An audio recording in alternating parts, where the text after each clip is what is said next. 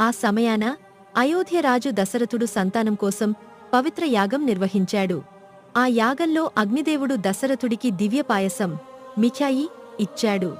దశరథుడు ఆ పాయసాన్ని తన రాణులతో పంచుకొనగా వాయుదేవుడు ఆ దివ్య ప్రసాదంలోని కొంత భాగాన్ని తీసుకుని అంజనకు అందించాడు. ఆ దివ్య ప్రసాదాన్ని సేవించి కొద్ది కాలంలో పర్వత శిఖరంపై కుమారుని జన్మనిచ్చింది. ఈ కుమారుడు శివుని అవతారం మరియు వాయుదేవుని కృపతో కూడిన హనుమంతుడే. అతను జన్మించిన వెంటనే దేవతలు ఆనందంగా హర్షధ్వానాలు చేశారు. అతనికి అపారమైన శక్తి, జ్ఞానం, భక్తి ఉంటాయని వారు ఆశీర్వదించారు.